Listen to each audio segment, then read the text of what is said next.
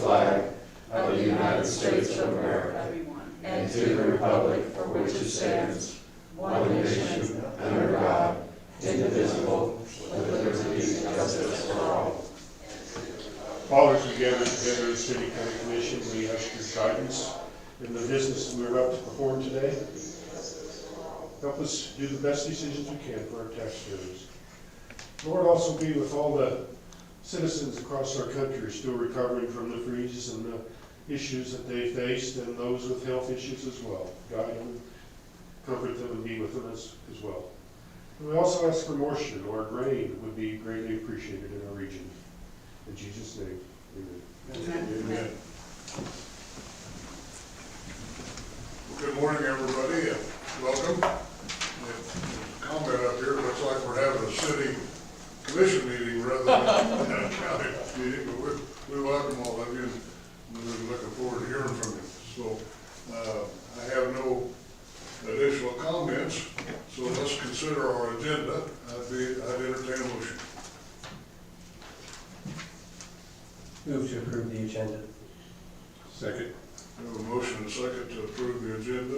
Is there any discussion? Not all those in favor say aye. Aye. That carries. Then the consent agenda. Mr. Chairman, I move we approve the consent agenda as presented. Second. A motion and a second. Any discussion? Not all those in favor say aye. Aye. That also carries. Public comment time. This would be a time if you have anything that you'd like to discuss. It's not on the agenda. Please come forward and let's hear you. Troy?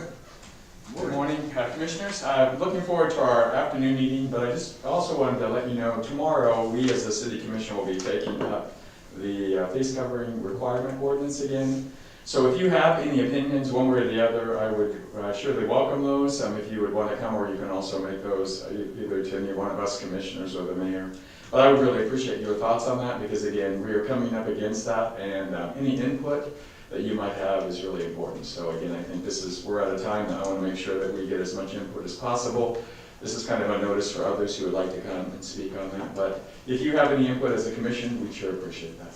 Other than that, I'm looking forward to this afternoon. Thank you, Troy.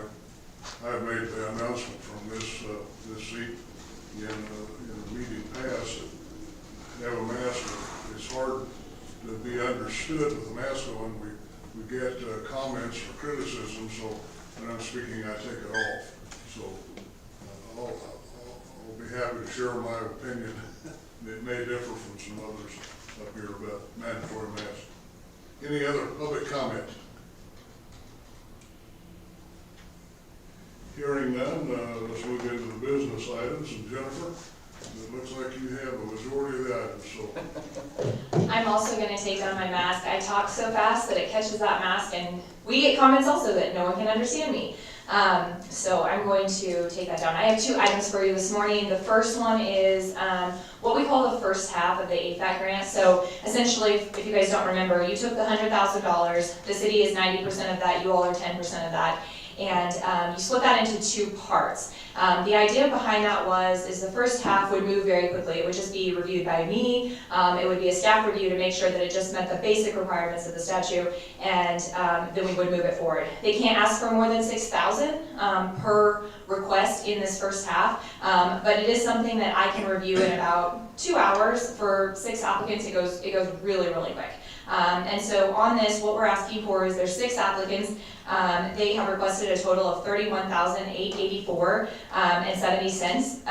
The county would be responsible for 10% of that amount, and the city would be responsible for 90%. We typically pay those out, and then we work with Dory, and she works with Sealand to pay the county's amount.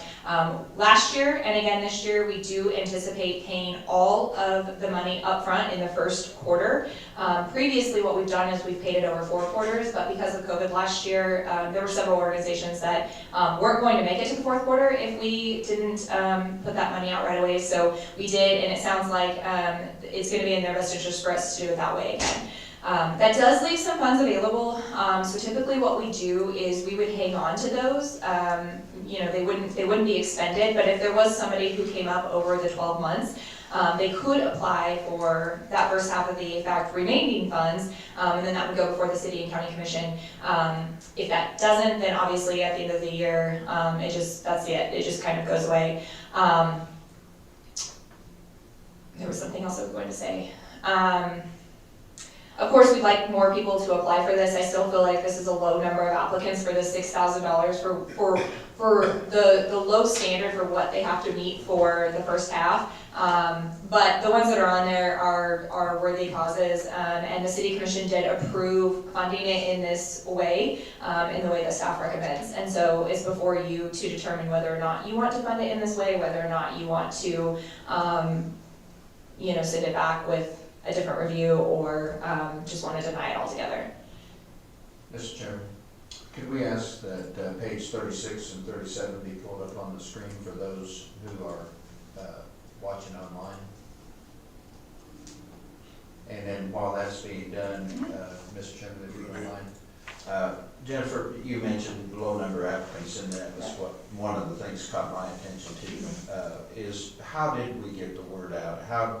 How were people notified that these funds were available for application? Yeah, so what we do is our communications department puts together basically a profile of all of the grants, because the city's grants, in addition to AFAC, we also have the community grant and the art grant, and they all go out at the same time. And so we put together a post that both goes on the website and goes on Facebook, and we share that more than once. We have our staff share that across the board, and then we do another one as a reminder. We also announce it in a public meeting, and we run it on Channel 8 for those that aren't on social media, so those that are watching. We used to send letters. I used to have a list of like every nonprofit, and I would send them letters.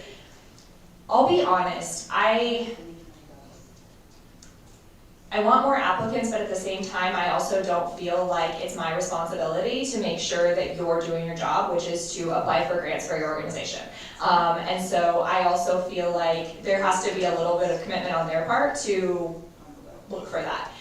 We do tell everybody I come into contact with, I encourage them, even if it's like a small idea that they have of something that they could start within their agency that they weren't previously doing, I encourage them to apply for these funds. If I think that they can meet that threshold, but we just don't have that.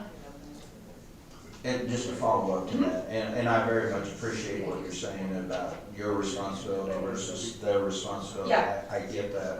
But I'm wondering, because we have a change of people who are running some of the nonprofits and so forth on not a real frequent basis, but Sure.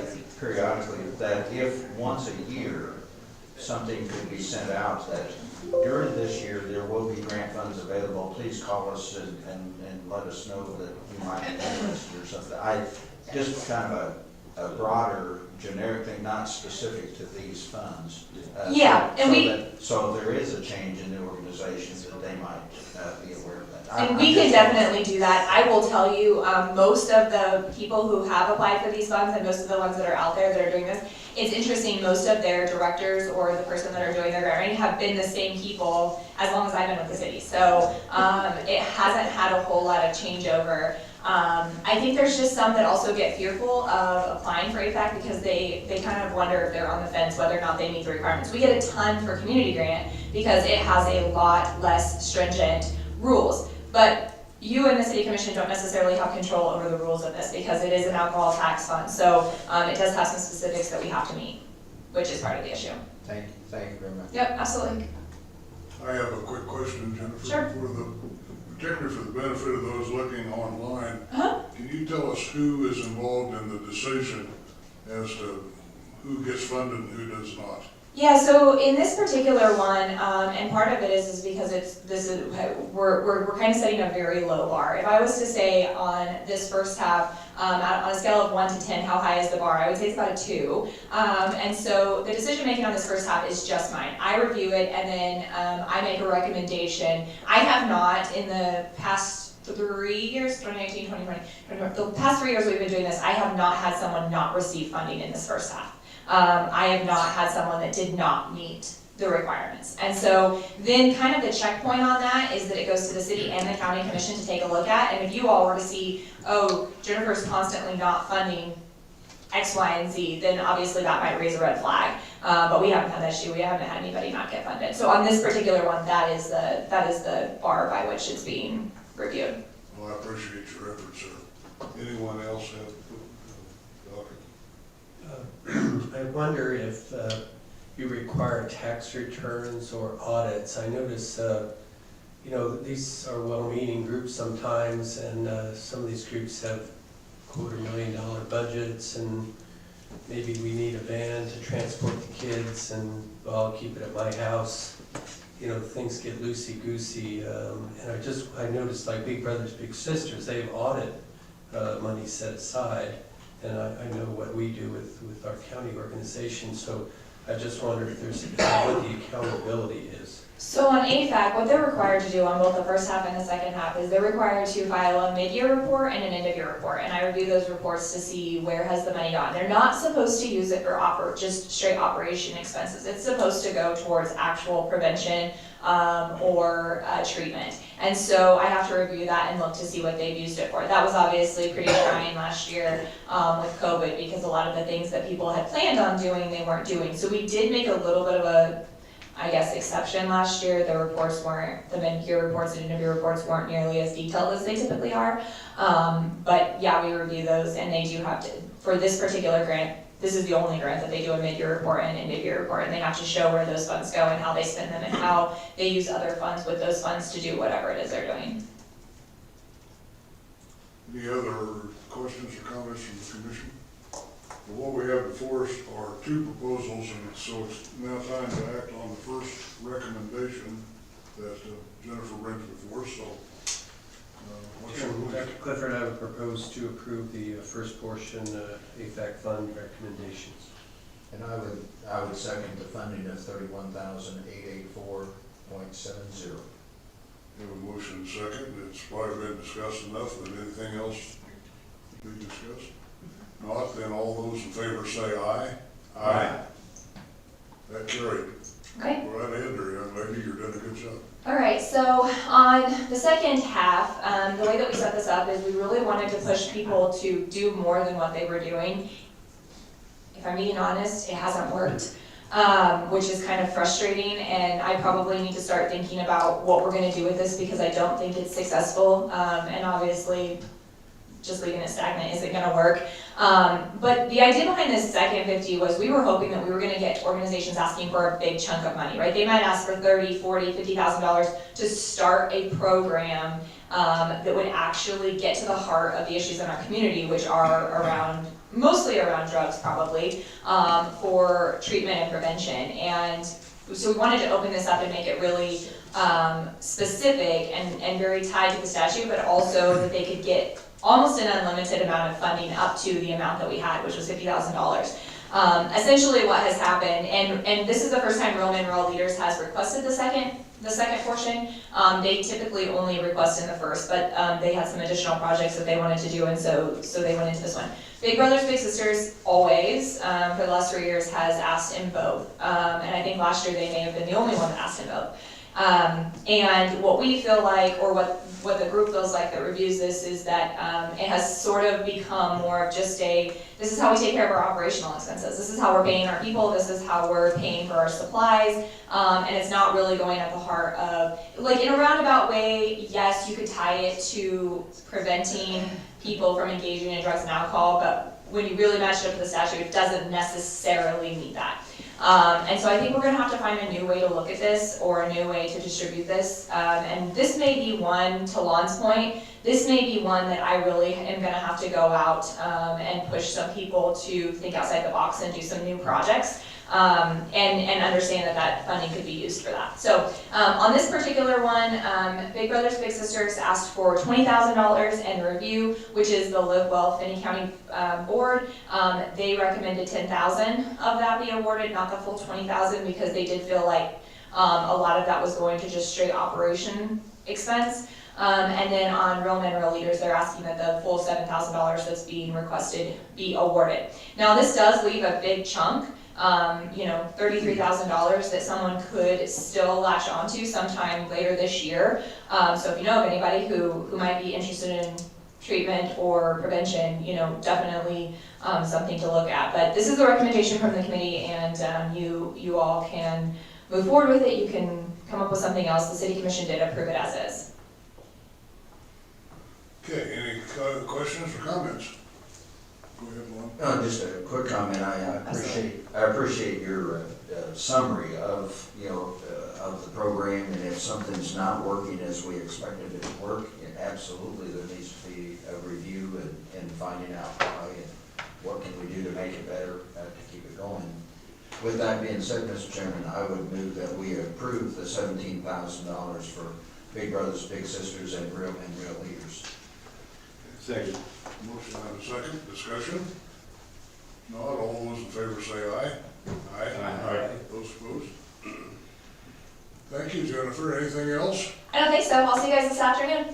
Absolutely. Okay, appreciate Thank your you. time.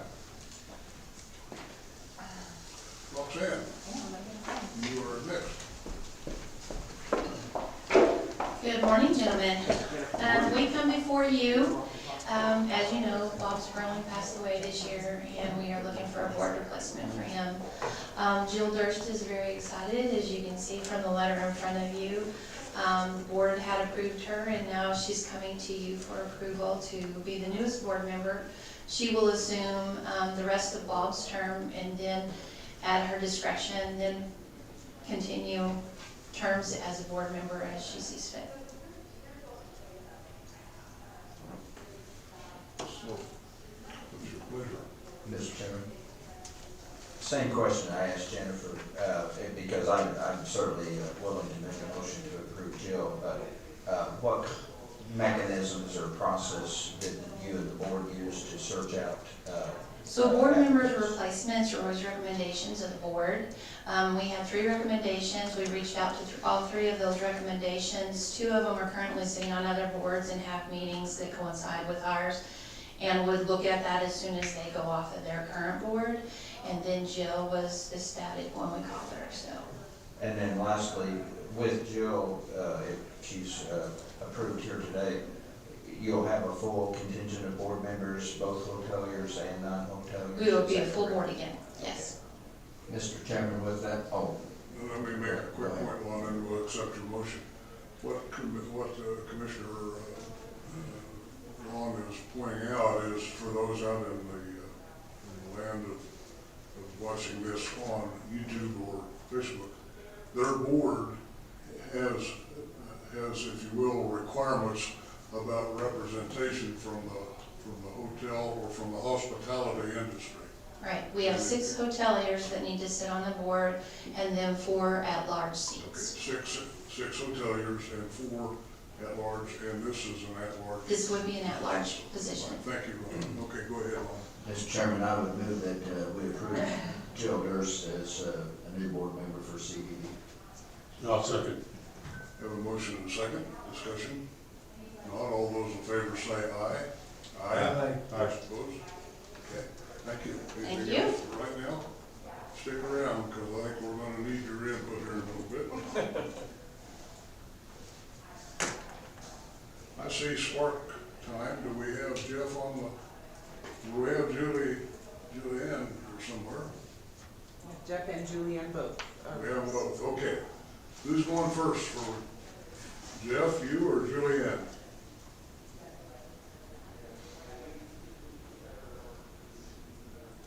Here he comes. Hey, Jeff.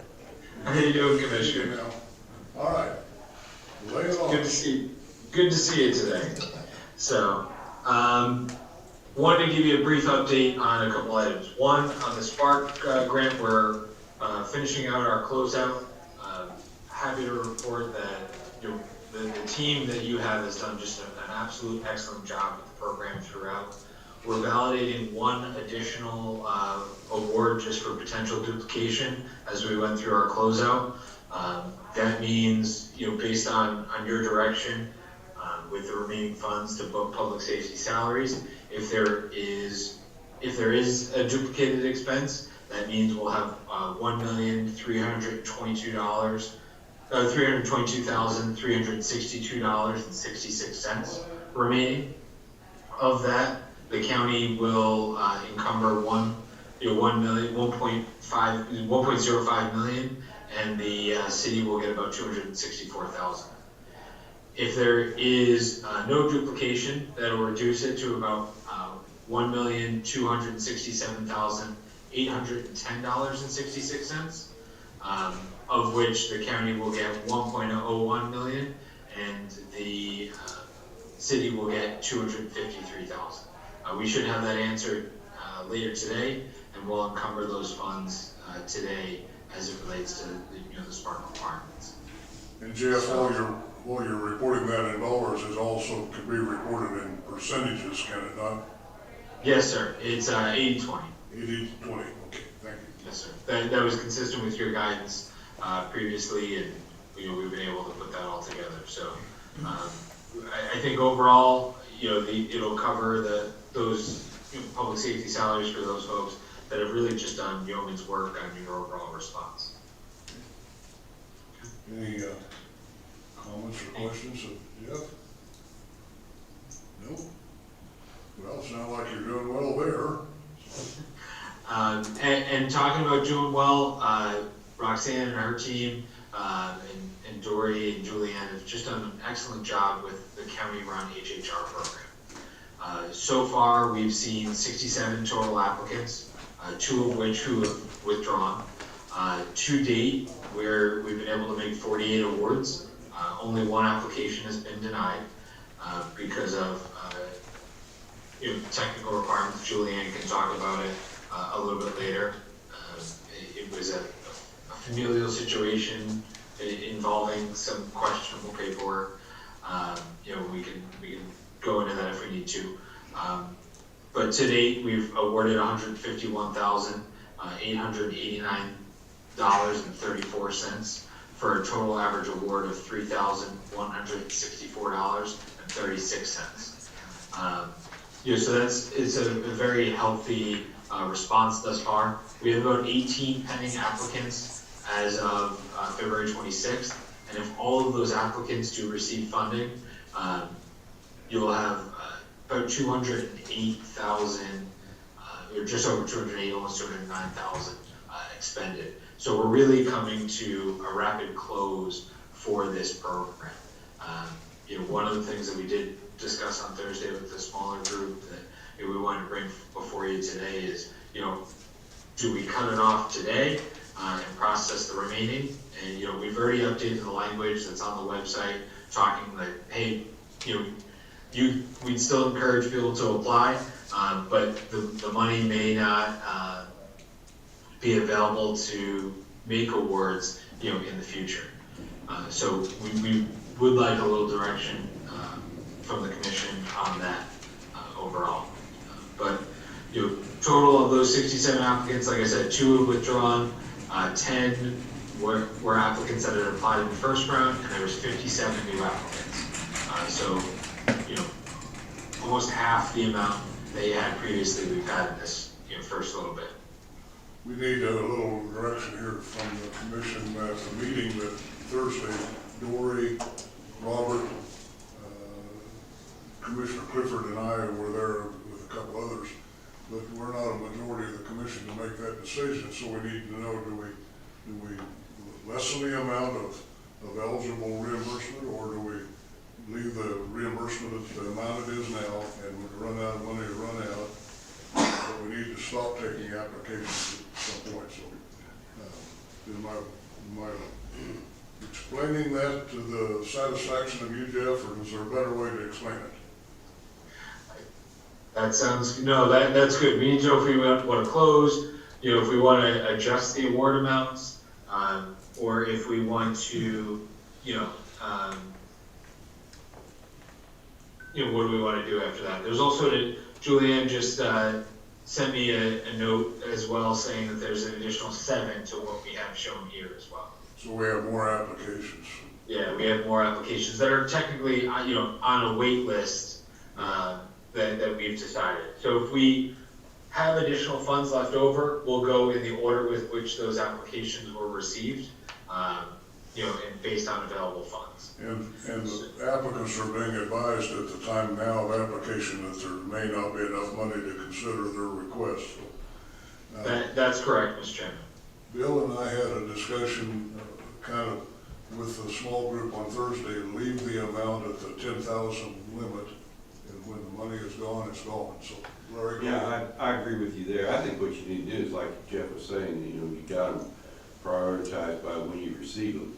And they're advised at the start, there may not be money, so I would just go till you run out of money.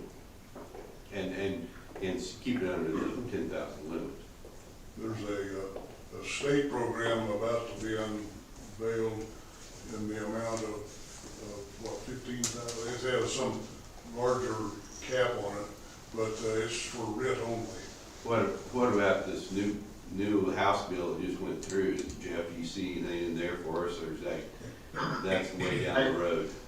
That's down the road a little bit, and it's unclear what's gonna go on. Right now, what we do know in front of us, is that we do have the state program that the chairman just mentioned. That is only for rentals, and the FAQs came out on Monday from Treasury. They clarified that the intent is only for rentals. So, mortgages, mortgage holders that are behind on their mortgage aren't accounted for in that. So one thing that, is an option for you all to consider is that we can still process the remaining, in terms of what's going on, but then past those 7, we can always only look for those that have mortgages right now, because we know the state is opening a program for rental assistance. So that, that's another option that's on the table as well. And we can focus on mortgages until that money runs out. Jeff, hang on. Until the state gets their deal up and running, I'd just suggest to proceed like we were. Jeff, let me interrupt you just a minute. I want to ask Roxanne to come up and share with us, if you would, Roxanne, your feelings. You've been intimately involved and been kind of the heart and soul of this program. So I wanted to share some numbers with you so that you kind of know where we're at. From the beginning of the month when we started the program, we had 82 calls, just for information. Then appointment calls were 32, follow-up calls 46, emails 47, on-site appointments. Just last week, those numbers were informational calls were 42, appointment calls were 14, follow-up calls were 79. That's a lot of people. Some of it is just following up their application, finding out if they've been approved. Some of it is requests for information that we need from them. Emails 97, on-site support 13, and so as you can see, the numbers haven't slowed down any, so the need is still there. My suggestion would be to continue until the other program starts on March 15th. Called the Cura program. We're going to leave the computers that we have open so that people can apply from our office. Obviously, I feel like that's going to be pretty intense for my office to be able to handle. So we don't want to be the head of that Cura program, but we will leave our computers open so that those people who are already working with us can come on in and facilitate those applications. That way we can scan their documents for them, that kind of stuff. We'll keep that open. But I think definitely, as Larry requested, until the 15th to proceed as normal. If there's money left over at that point, then take that and be mortgage specific. I have one quick question for you, maybe Jeff or Julianne. The cap is 10,000, but obviously not been giving 10,000 awards. There's an average. Is my assumption correct? That's about 2,700 on an average? We're right about the 3,000 mark. We've had a lot of larger requests this time, simply because I think we're a year into this pandemic, and therefore people who have lost their jobs are in much sadder shape than they were when we first started this program first round. So the some need is greater, but I think we've seen the bulk of those applicants. The last group that we see coming in are the smaller requests, that 30 to 30 or 3,000 to 3,500. And we have that like before us on a document, but for the people out in the land of Of the internet? All right. Any other comments, questions? Well, first of all, I'd be interested in hearing from Bill, just simply because the two of you have sat in on this. Secondly, I am troubled by and Jeff, I don't know if they gave any reason in their language as far as the rent versus mortgage, but I'm troubled by the making a distinction. Both of them are a housing issue. Both of them are gonna leave someone in a lurch, either a landlord or a bank. So I'm just a little concerned about that. So that's more of an editorial thing, but again, I would entertain some thoughts from Bill. Yeah, I appreciate the discussion here this morning. The lean towards mortgage arrears makes sense. We don't have much money left. I don't know about the remaining 7. I think the majority of them, if I'm not wrong, Julian could tell you, are rentals. I think she's shaking her head yes. We only have 2 weeks until that Kansas Emergency Rental Assistance Care Program kicks off. So I think if we just lean a little towards the mortgage holders or mortgage arrears, that makes sense. And then just to follow up, Jeff, was there any justification or rationale for rent versus mortgage? No, there was nothing that Treasury explicitly stated. I think they went back to the enabling legislation and it was said rental and it didn't say mortgage. So that's where they kind of hung their hat a little bit. I wholeheartedly agree with you, Commissioner. I think you're still trying to solve the same problem when you have rent versus mortgage. So we will look at what the Senate does with the America's Rescue Plan to see if there is some possibility for mortgages in the future. Okay, we've not heard from Julianne. Does she have something that she'd like to offer? No, thank you. Can you guys hear me? Yes. Okay. Yeah, no, thank you guys for the opportunity. But yeah, Roxanne and Jeff really covered everything. We're getting really close to closing out the HHR program, and it's been smooth, and everything has gone great. So thank you to everybody for your help with that. I know I told the girls at Thursday's meeting, I said, we need more money. We're getting so good at this. Yeah. Well, I It's appreciate true. all of the hard work that is ongoing, so you folks don't know how much we appreciate it. Well, thank you. We appreciate the opportunity. It's been eye-opening. Is it our consensus that when the money runs out, the program's over, that's a given, but what are we gonna do on applications?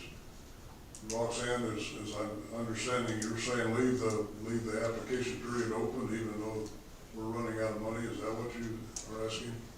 I believe so, and as Dr. Clifford said, you know, approaching the 15th, right now, like I said, most of the requests we have are rentals, but if a mortgage comes in, then obviously have that take priority, knowing that there are no funds available for a mortgage. And the state's program kicks off the 15th of The 15th of March, anybody who needs information can come to our office and we'll make sure they get that. Anything else we need to do this morning? Hope it works better than the unemployment program. Jeff, anything else we need to consider? No, just that, you know, I think we have that strategic direction from you then, you know, keep it open until we run out of money, try to prioritize mortgages, you know, after the ones that are in right now, and then we'll move forward with that if that's okay with you all. All right, well, Agreed. we appreciate your time, and so keep things under control in New Jersey, will you? Thank you. I'll try, Commissioner. Have a great day. Thanks, Julianne. Thanks, Jeff. Thank you, Roxanne.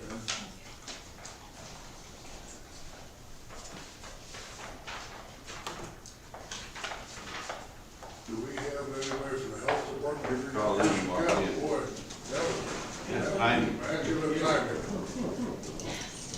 Colleen, the microphone is yours.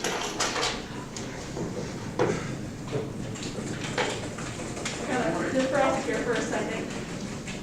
Get your breath, that's okay. It is running upstairs, really get you sometimes. All right.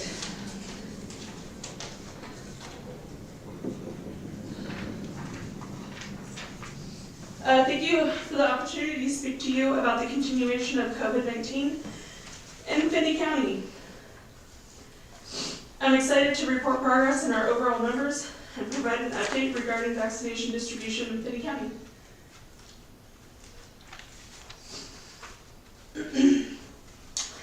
The data I'm sharing with you on the current case count is from the end of day on Friday.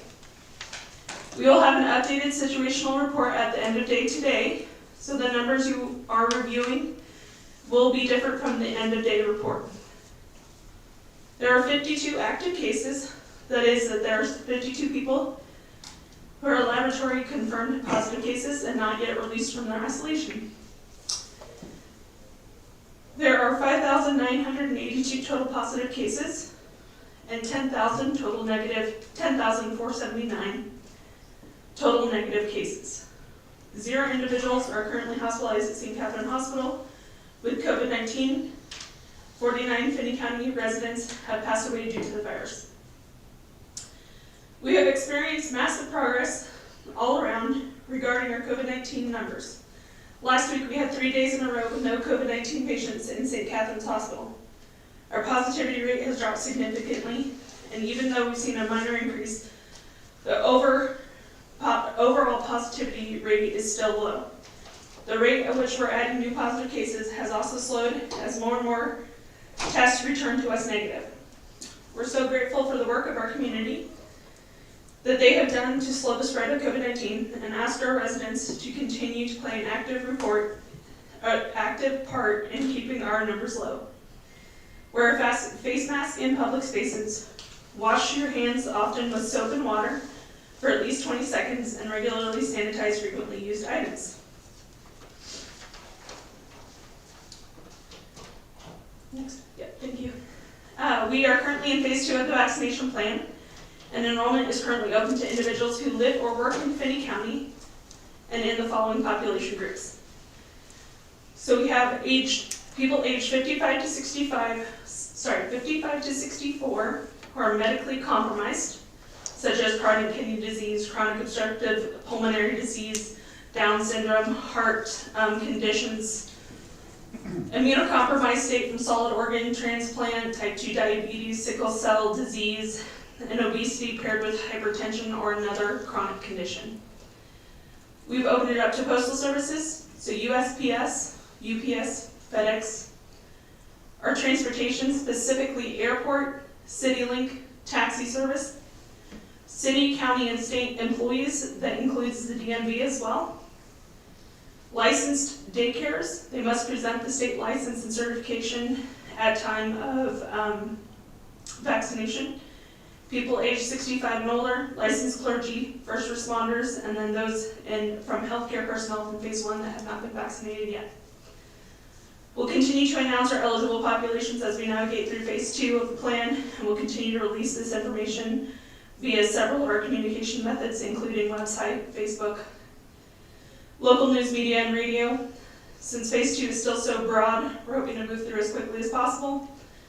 We still have over 100 enrollees every single day for the current eligibility terms that were open, so I anticipate that we'll be in this phase for at least 1 more week before opening up additional eligibility terms as we navigate through the remaining of phase 2. We want to thank our residents for their patience as we work to vaccinate residents as quickly as our supply allows. We ask that residents that are currently eligible for vaccination at this time, they can register or enroll for the wait list in a variety of methods. So calling the health department, we've opened an additional phone line, an online enrollment form, Lowell, Finney County, and then also Genesis can be contacted as well. We're opening up all avenues. Our call volume has been so high that it's extremely difficult to meet that demand. We are doing internal and external phone calls. We're just seeing such a high volume that we've tried to open up all platforms that we possibly can at this point. So we have the new email address too, the ficovaccine@gmail.com, and then that new phone line 272-3605 that we have opened. Run the email by again, Colin. Sure. FICO Vaccine, FICO vaccine@gmail.com. As of today, 4,800 residents have received a COVID-19 vaccination. 4,000 of those, approximately 4,000 of those are first doses, and approximately 800 are second doses. This has been a difficult number to continue to track because our medical record shows one number and then WebIZ shows another number. So it appears that there's an interfacing issue. So now we are also manually tracking in a new spreadsheet to begin separating and tracking our first doses versus second dose on a daily basis. So we've changed a few of our internal processes so that that can be a little bit more of a consistent number. So we're doing approximately 4,000 of first doses and 800 as second doses. We anticipate our vaccination numbers will continue to steadily increase as we receive additional doses from the state and vaccinate individuals at the mass vaccination clinic. Later today, I'll be going to Tyson to examine their internal setup for vaccinating their employees. We're working with KDHE to coordinate vaccine supply and distribution for Tyson employees and hope to open up a clinic on site at Tyson shortly as supplies are received. So that's at 1 p.m. today. Myself and then my 2 supervisors will be going in. We're hoping to collaborate with Tyson employees, their health clinic, to begin coordinating vaccination of specifically Tyson employees. We began DFA Empirical, which is a contracting facility out at Tyson, and then Tyson as of today, I'm forgetting one others. There's one other outside one that we were looking at coordinating. On Tuesday, February 23rd, we hosted Governor Kelly at the Mass Vaccination Clinic. We were able to, you can go to the next slide. We were able to show her the general setup of the clinic, breakdown process of vaccine distribution in Finney County. Governor Kelly was impressed with our facility, the rate at which we've been able to vaccinate our community, and the overall vaccination process. We are incredibly grateful to our county and community partners who have made the operation of this site possible, and for the support coming down from KDHE and the governor's office. Thank you for your time, and I'm happy to answer any questions that the commission may have. We had a question here before the meeting about the new J&J, Johnson & Johnson. You're getting Moderna. Do you see any change in what supply you get? So far, the announcement has not come from the state on vaccine supply changing. Okay. Any, Just a comment, Colleen. I've Sure. had several people contact me and say they've gone through your process at the exhibition building and said it way exceeded their expectations. They were expecting to spend a lot of time there, and they said it really smooth. So hats off to you guys and all the hard work down there. Thank you. Second question, you're doing the Tyson employees. What about our power source people at Sunflower? So Sunflower employees, Wheatland Electric, utility service type things. We're looking at like HVAC, Tetro, those types of things. They're actually in phase 3.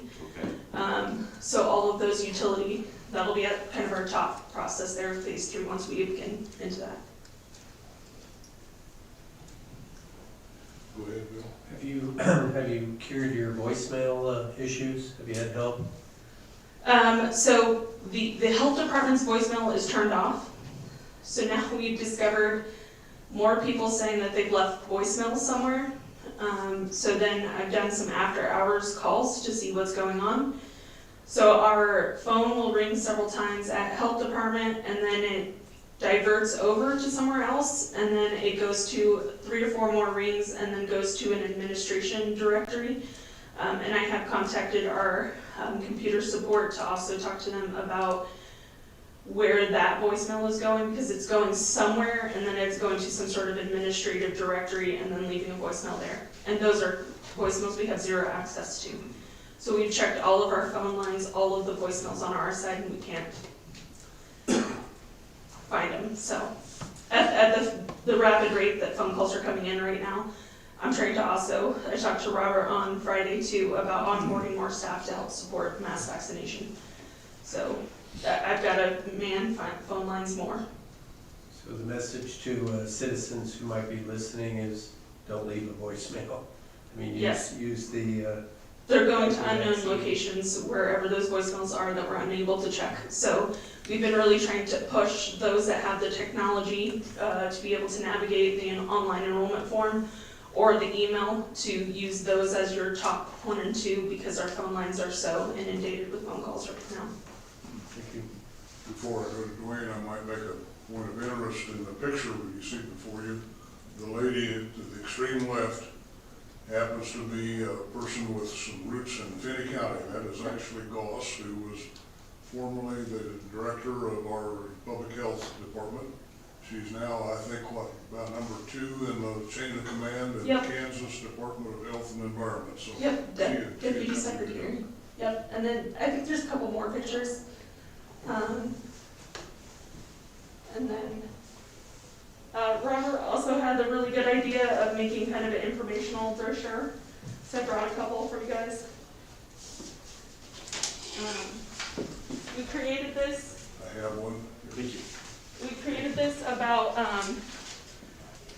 our vaccination site, to be able to give her a little bit of a preview of what we've been working on, the numbers, specifically the fiber project to help support these types of missions from health department to fairgrounds.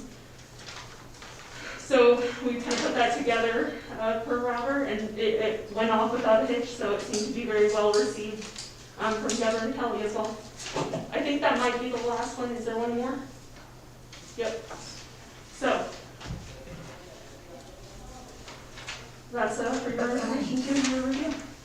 Well, I'm going to echo what we heard from Commissioner Larry Jones. I occasionally have coffee or a little fellowship with the local critics of county government, but to a person, they've been highly complimentary of your operation at the fairgrounds. Thank you. You can take pride in that. Anything else, Dwayne? My question reverts way back a while when we were talking about Tyson. Does their allotment of vaccine, does that come out of your supplies, or do they have a separate source? So previously we were looking to use our own supply and then setting aside a certain amount each week to begin vaccinating. The state now has reached out to contact the communities that have meatpacking plants in them and have asked specifically how many to get those meatpacking plants. So now the state is really supporting pushing forward with that initiative. So I have a couple of emails again today to report back to the state of what exactly we need, if we need staff to support this mission, to get those requests back up to the state, and they'll see what they can do to support it. So they're full force with that.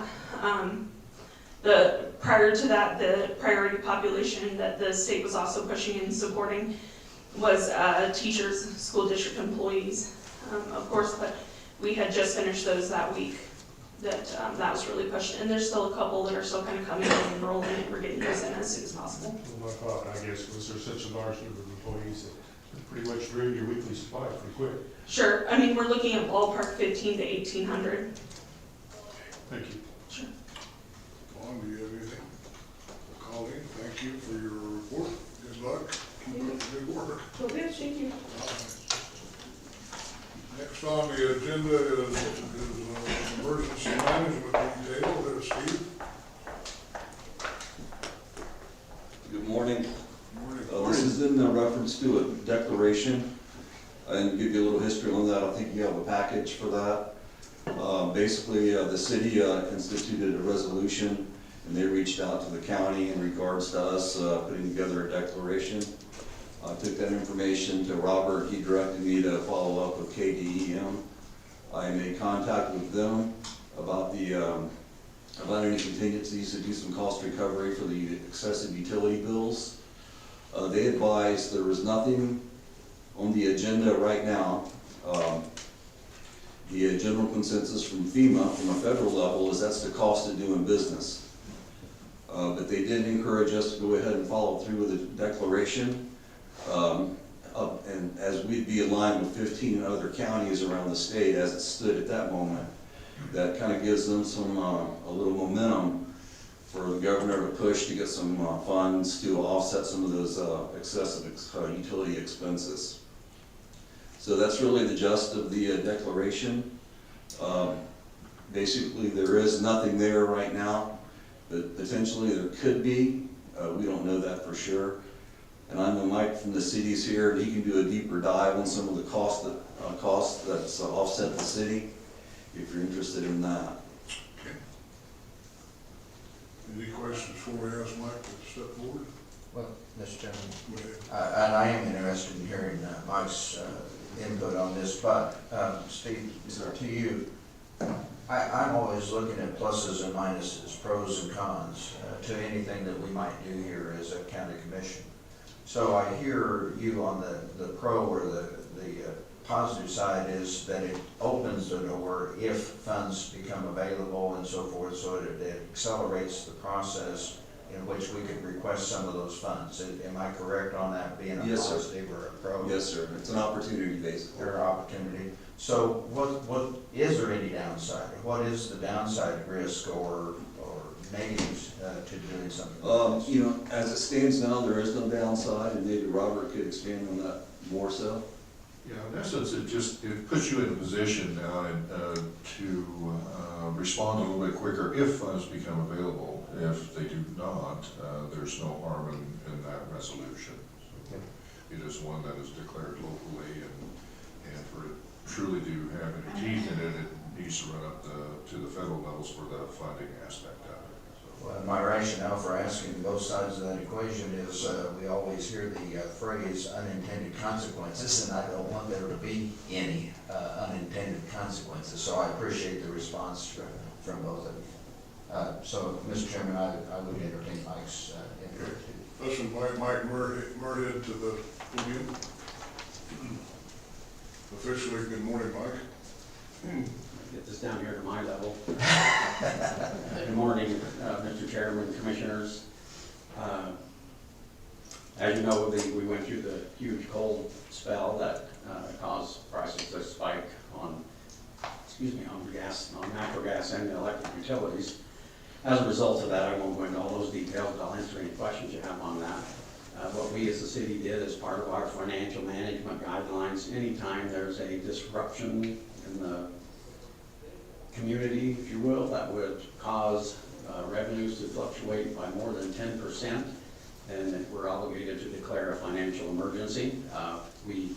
Melinda Hitz, the finance director, and myself took that to the city commission at its last meeting. They did declare that as a financial emergency because it does exist. The cost associated with just the electric energy is by far more than 10%. They also did this, when there was a Tyson fire, just in case there was a big issue there. So I just want to make sure that was the case there.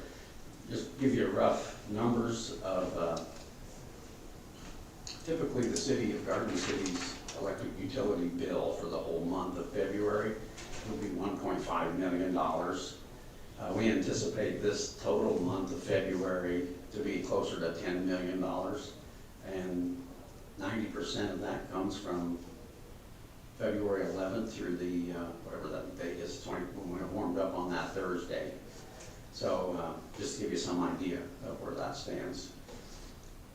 We do have our Jameson Energy Center that we could run. That's natural gas high-speed turbines that generate electricity. However, there was no gas available to purchase.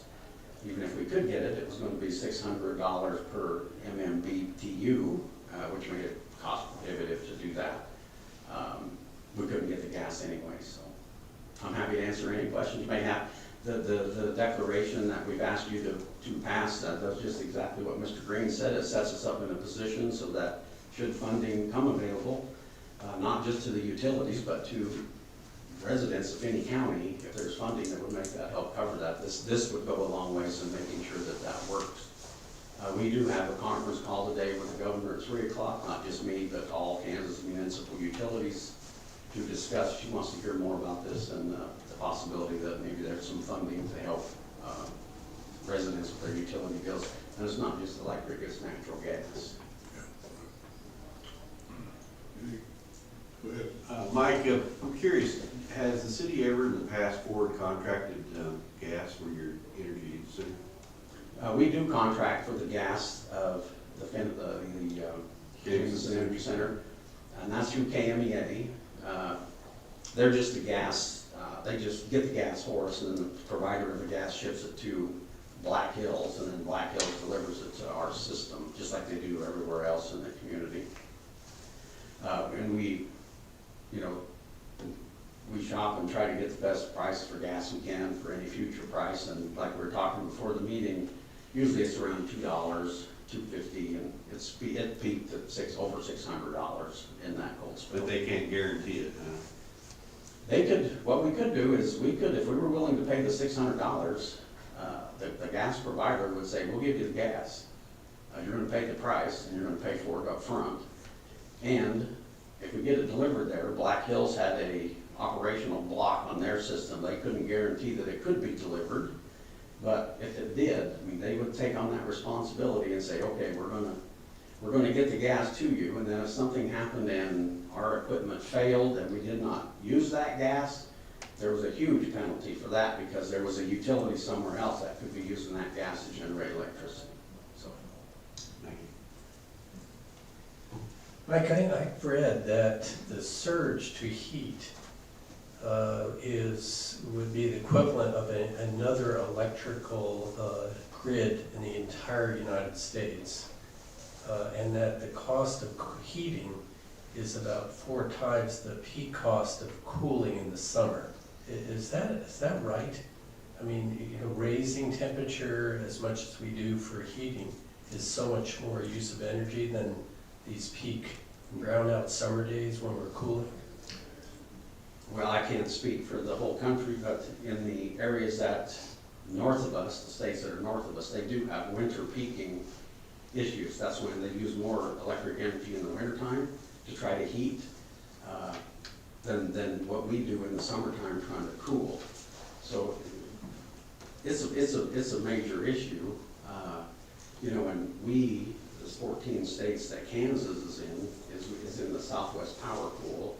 They're the coordinating agency that has that responsibility to make sure there's generation and transmission available to deliver that power.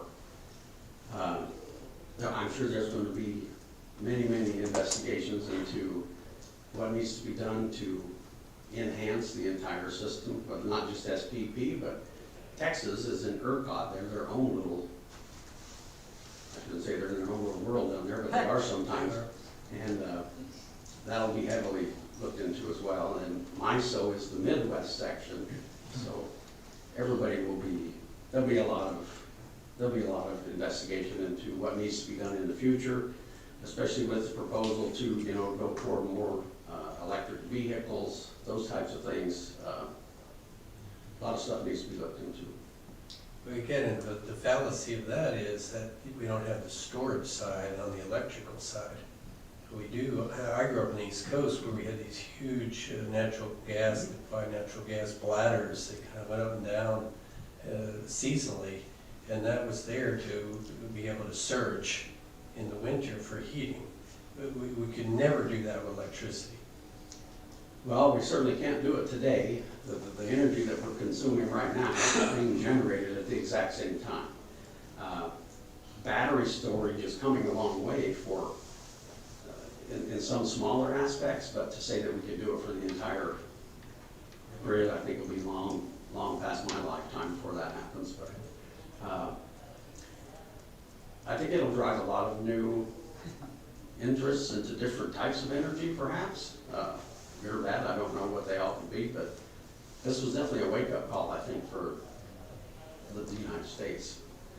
You know, we have those were rolling blackouts in California that was caused more by fires and faulty equipment, and here we have this issue, rolling blackouts. And SPP, you know, they're in charge of making sure that system will stay up and running.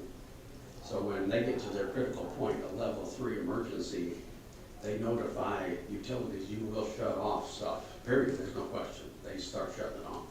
And if they fail to do it, what would happen is it's like a domino effect. You know, one power plant trips off because it can't keep up, and then it causes the next one and the next one, and we would end up in the entire Midwest would be in a blackout situation. Maybe I have a question, but I don't know if the bill's complete. Go ahead. Mine's just a clarification. When you said February was or normally would be $1.5 million and projected is $10 million. Is that attributed to both usage increase and price increase, or how do we get to that estimated $10 million?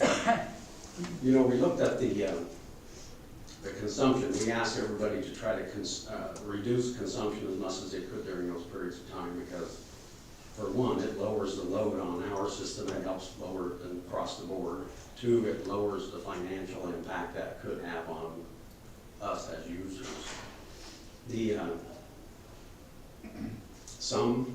I'll say some did do that, just that. They tried to consume as much as they could. Others did not. So the consumption was, I would say it's probably about even. Okay. It was more the price that drove those up so high. You know, we pulled out and looked at the residential load, and, you know, homes are well built here, but they're really not built for 25 below zero and wind is blowing 30 miles an hour. And so I think some of those had a hard time of trying to keep the temperature down. And of course, it's a natural gas burner, the fan's got to run, but blow the heat around. Well, part of the reason for my question was I know some businesses had their gas shut off, for a few days. I don't remember how many days, so that was the gist of my question with regard to usage and price. Sure. I do know that some businesses too were advised that, there could definitely going to be a shortage of gas for a few days, so do what they could to conserve it. Yeah. Thank you. You're welcome. Thank you, Mike. Okay, thank you. If you want to come back and we'll act on your request here. Steve is asking us to adopt a resolution of state of local disaster emergency. So, Mr. Chairman, I move that we accept the request for the EOC. Okay, Mr. Chairman, I would second the resolution number 02-2021. a motion second. All those in favor say aye. Aye. That, as soon as we get it signed, we'll hand it to you, sir.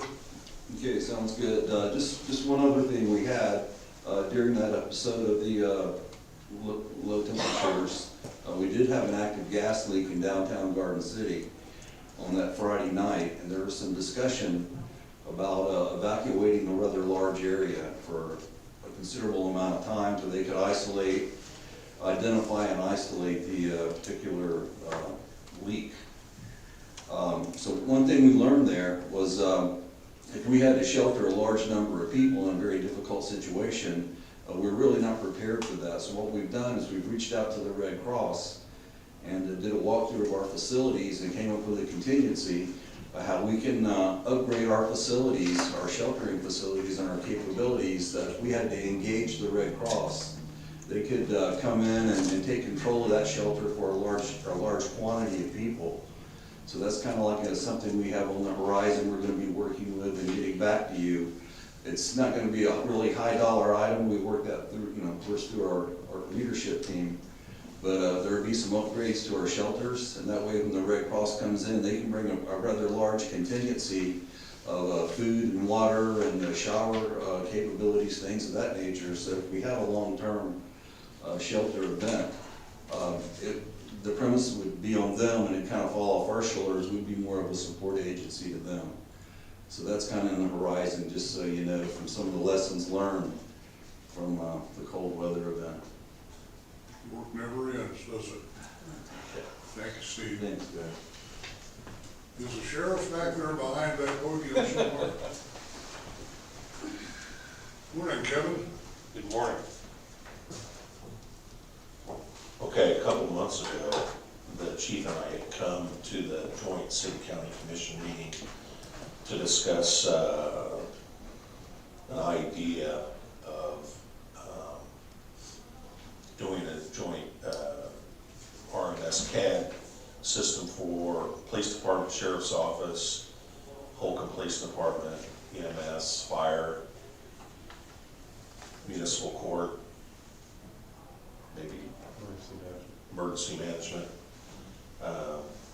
perhaps even looking into the district court and county attorney's office, because all of the entities have their own systems right now, and so sometimes it becomes difficult to speak to each other. And so as we have been moving forward in our careers, I think that we have found a necessity to be able to communicate and do those things together with one similar system. So during that time, we had asked for kind of,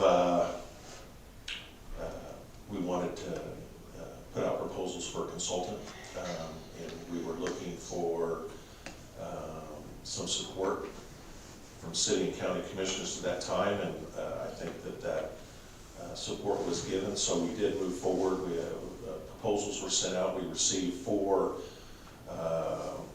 proposals from 4 companies.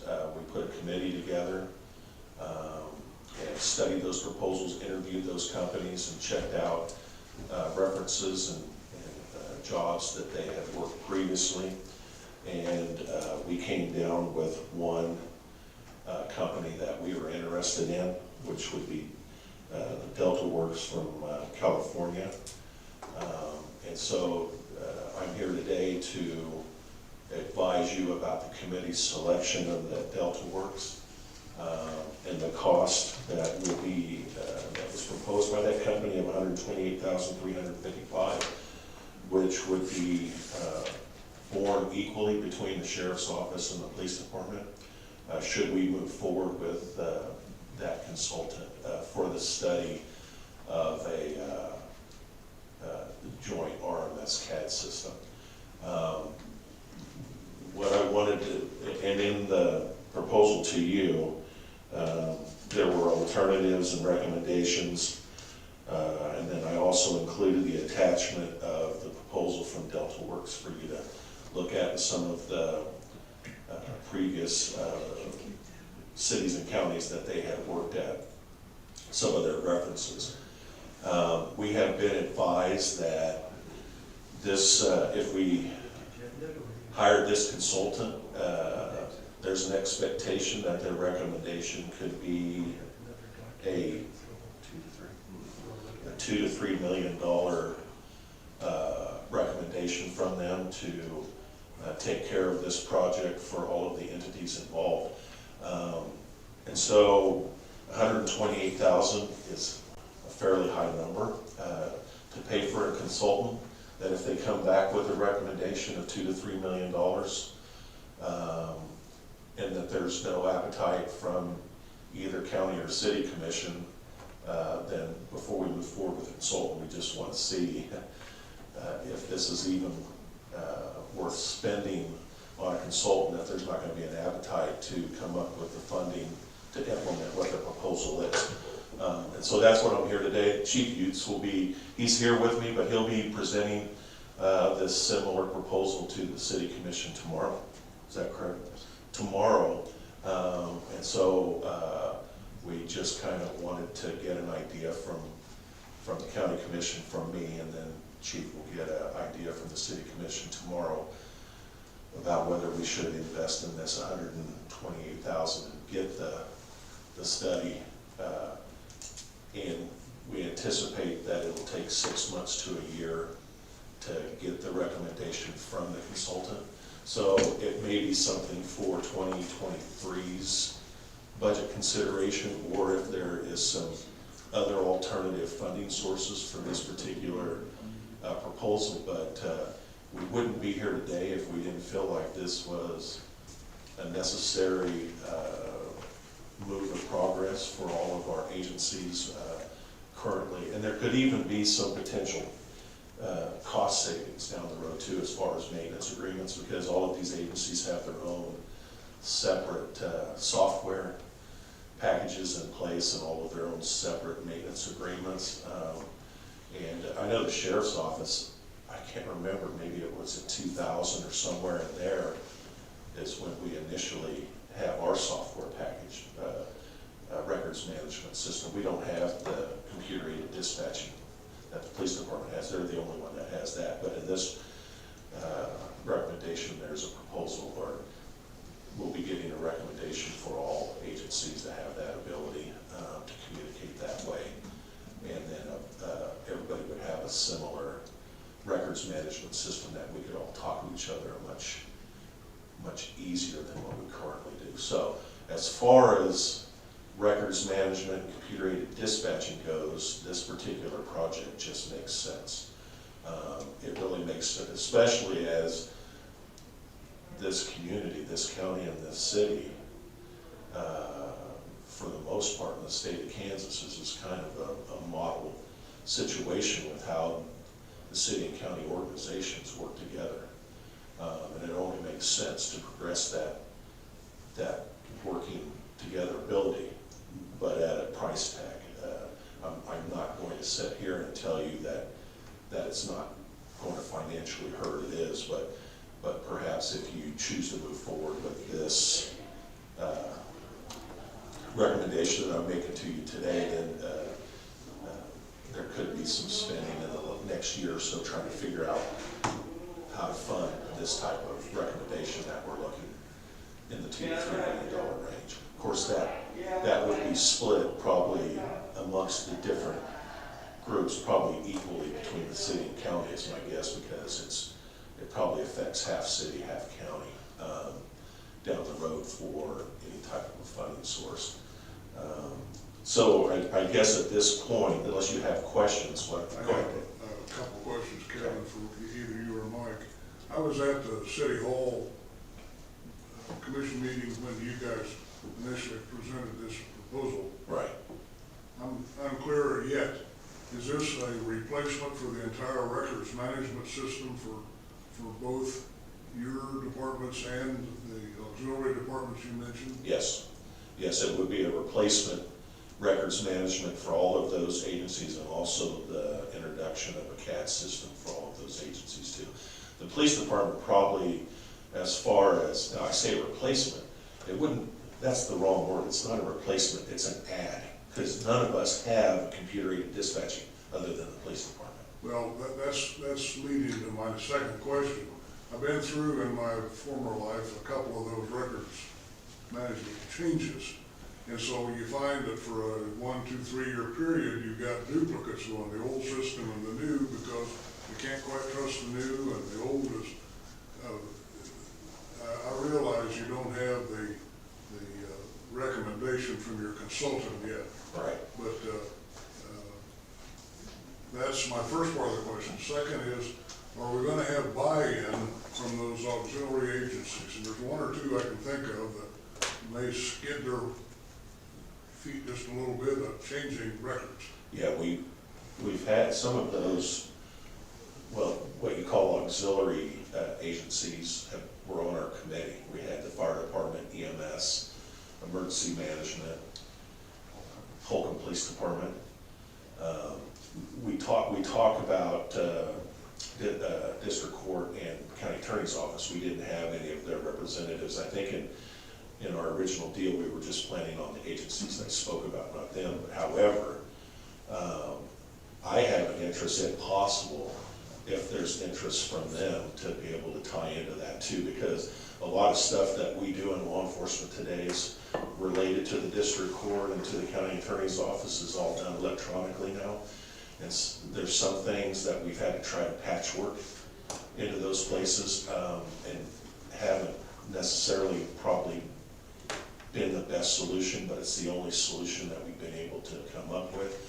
So what I would like to see, if everybody's cooperative, is some inclusion in that, because, you know, we do civil process from the district court now, that's all done electronically, and it's created, because of the way that it's done, it's created an extra burden on the sheriff's office because of paperwork electronically that we have to do now, that has increased the time that it takes for us to do it so much, so that I've had to put on an extra staff member in there just because of what has happened on the district court side of things.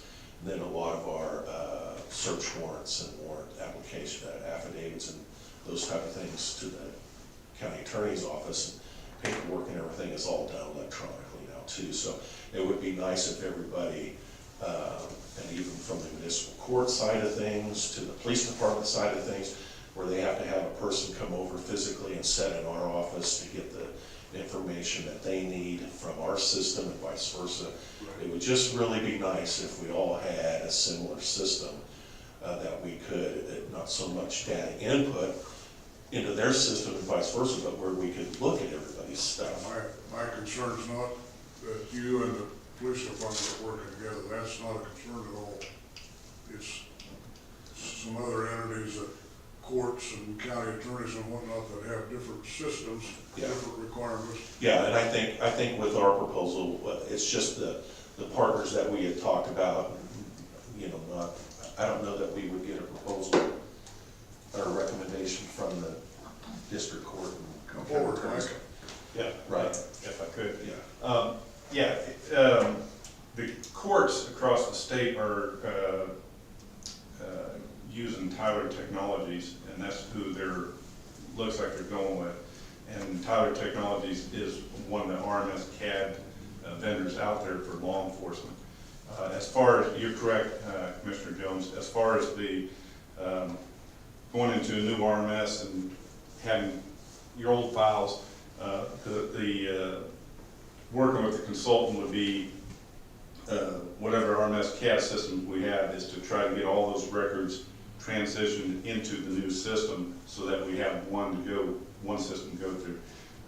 The police department went through an RMS CAD system about 7-8 years ago, and we didn't use a consultant. And that was a huge mistake on our part. We tried to use our own knowledge and everything, and the system we have is very difficult, takes away a lot of time for the officers to be out doing what they can do versus the ease of the system. So I think this is the best way to go as far as searching for it.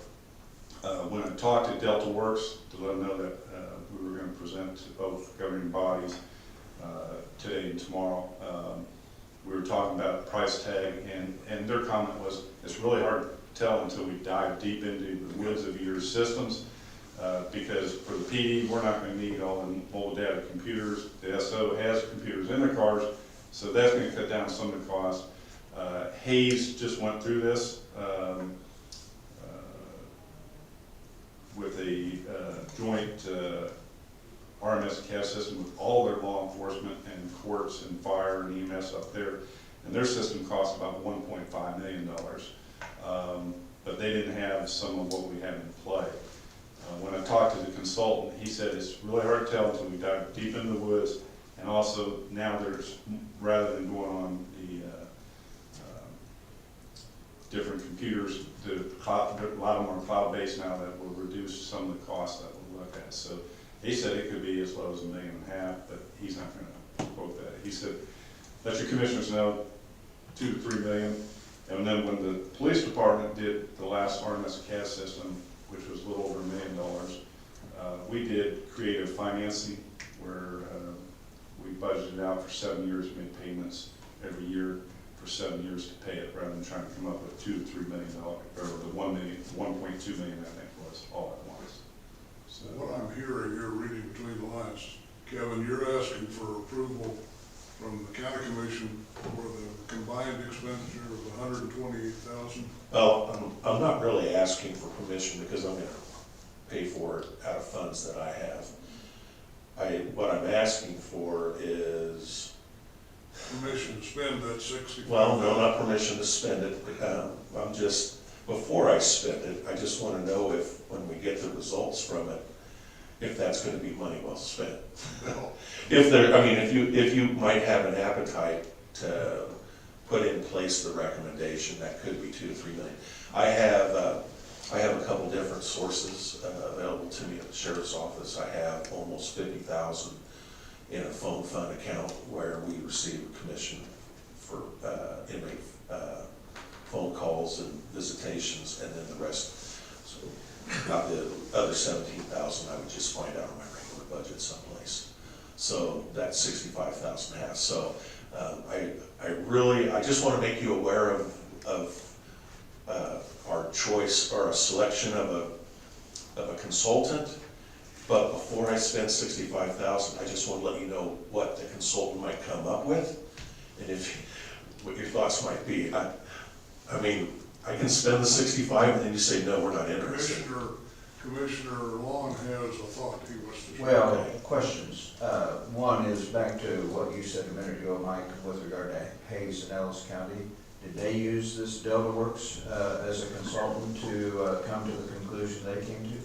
No, in Hayes, talking to the chief up there, you know, our good friends, we've been talking, and they've been researching on their own committee, and they're going with New World, which was bought off by Tyler Technologies. So they went with Tyler Technologies without using a consultant, and then they used the Sparks grant to actually purchase it.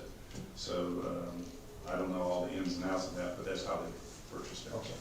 And then secondly, and this is to Kevin and or Mike, I'm seeing on this page that's on the screen now that there were 4 proposals submitted, and there's such a wide variation between 47,805 and 152,250, and so I'm a little bit puzzled on how we came to that conclusion, and there's one at 97,000. So okay, then the committee, we did interviews of the 4 different groups, and then we did backgrounds on 2 of the groups. The number 1, Burkhoff, Kraus. There was 3 individuals. One of the consultants we used on a previous our study of our police organization, and they have not done collectively work on CAD RMS systems. There was 3 different consultants working together on that company, and 2 of the consultants have worked together. So the 3 have never worked together, and we weren't comfortable with their experience in RMS CAD.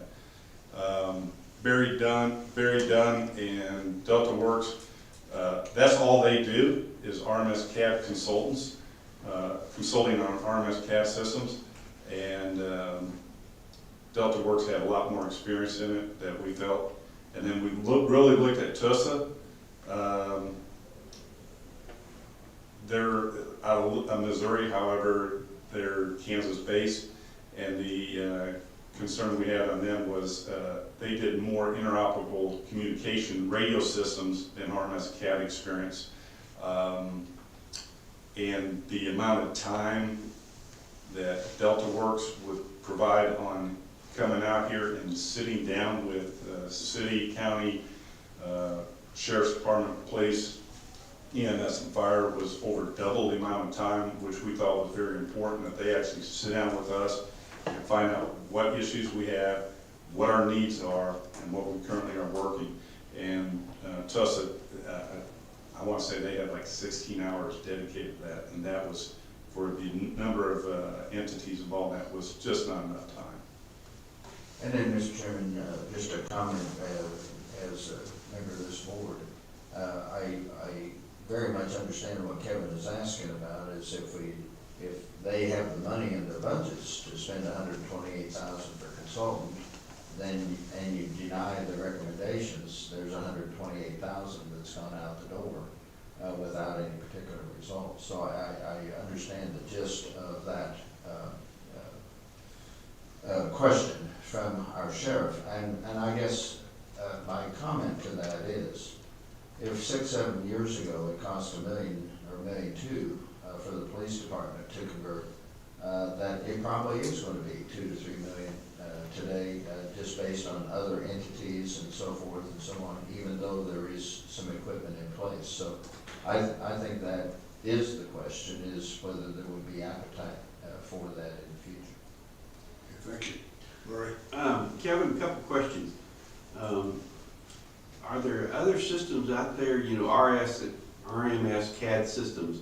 If you put out an RFP, how many of those things do you think you would get? Do you have any idea about that question? There are a lot of systems out there. I've been to different conferences, and there's a lot of them out there. It's just whether they can, and you use the right terminology, Commissioner Jones, converting what we currently have into the system we buy. So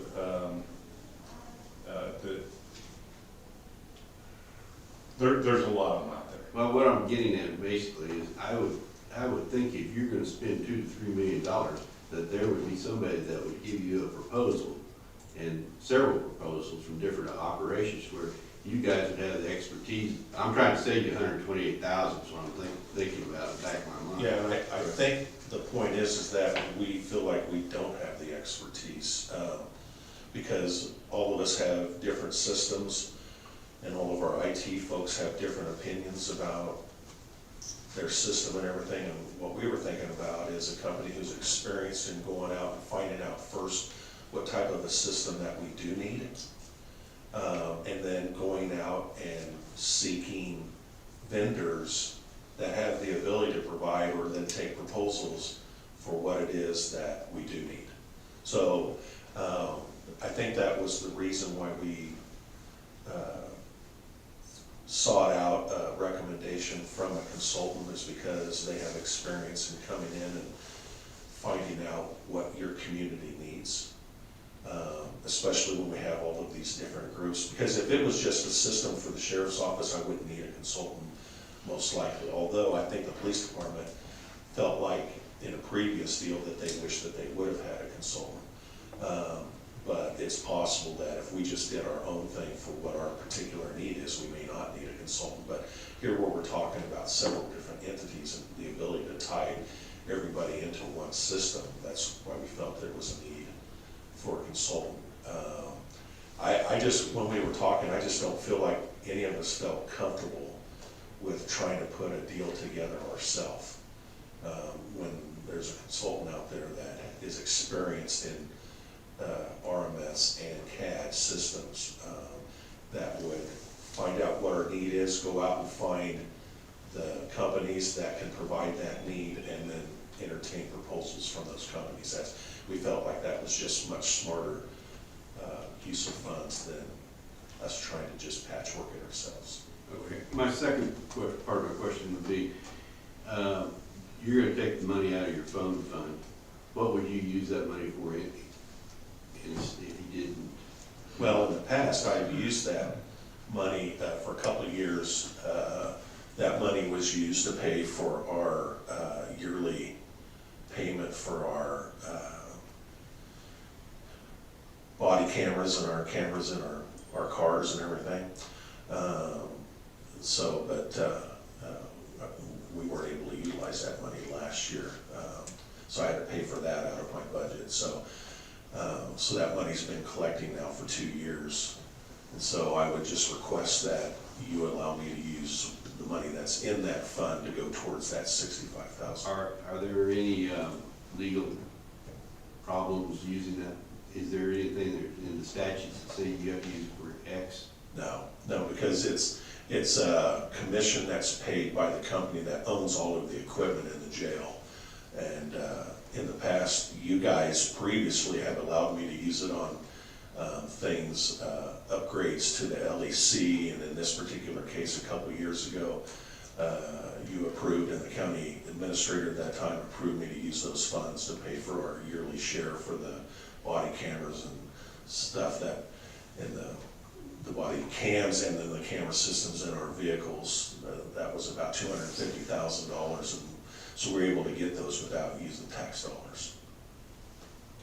Go ahead. I guess I have a variety of questions, comments, concerns. Point out the fact you're lucky you don't need approval, because I have a perfect record of voting for not no cities. Building across, I guess I'm running into some sticker shock here.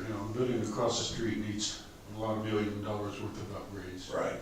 And you're talking another $1.5 million possibly here. Or more.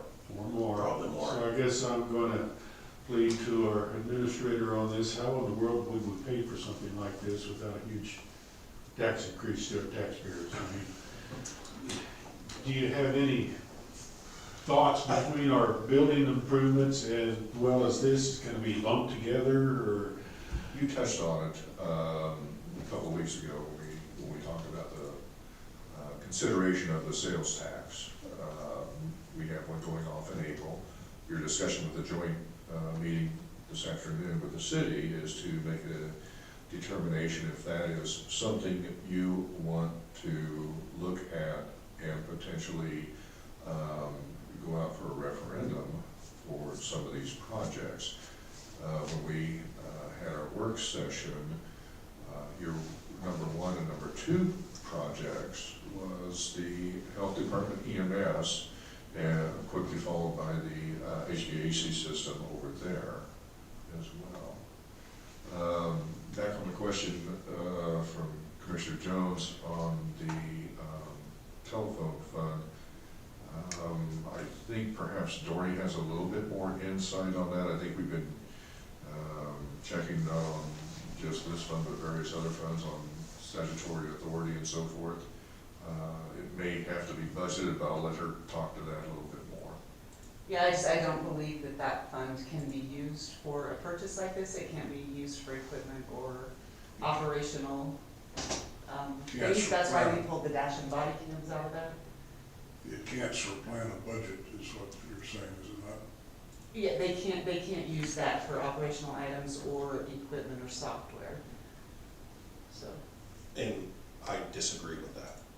That's all I'm gonna tell you. So, Because for many years, that fund was at the discretion of the sheriff, but there was a time many years ago that the commission decided to take over control of not the use of the funds, but for the authorization. So for many years, I was able to spend that at my own discretion. But then it may have been during the time when Randy Partington first took over as county administrator that there was a recommendation that fund come under the direction of the commission. So if I wanted to spend something on it, I couldn't just go out and spend, I had to get your guys' approval. And then there was a period where you didn't want me coming in front of you all of the time, so you gave that discretion to the county administrator when I needed to use that funds. There's been times when we've replaced garage doors on the LDC and other things. But then I remember Dr. Clifford, when the idea came up about body cameras and things like that, and you were asking me if that was something we needed to put in budgets, and I said, we have a source that won't have to tax the taxpayer. And we talked about this inmate phone fund, which is completely just commission that we receive for the use of that. As far as I'm concerned, there's no statute that says what those funds should be used for. I've never seen that. And so when we decided to get the body cameras, the money that was in that time, we put that money down $100,000, and then we financed over a period of 3 or 4 years an equal amount of the money that we would receive each year. And so last year, when I'd been doing that for a couple of years, I was informed last year that I couldn't do that, so I had to pay that $30-something thousand out of my budget that wasn't budgeted, and I don't believe it's budgeted for this year either. So. Well, to continue on, I mean, I'm not disagreeing. I think it's great that your departments are working together, and I'm sure this is a needed project. I guess I just need, in my mind, is this something that qualifies legally to be put under an issue like the sales tax for the... Potentially, yes, I think it is for those types of improvements. As far as on the study, I'd probably suggest that you not probably... study, but I mean... Yeah, I understand. I just want to get a clarification on the use of those funds, and probably the best source of that would be through your auditor as well, to get that, just to make sure that we're doing things properly. And the use of those funds, 20 years or longer since we've received that money, the auditors have audited that fund every year and never had a concern or issue, and it didn't come up until last year. So I still disagree with the opinion. I think we're at a point here of you're asking kind of the leaning of the commission to spend 2.5, 3, whatever, $4 million in the future, and that's difficult to give.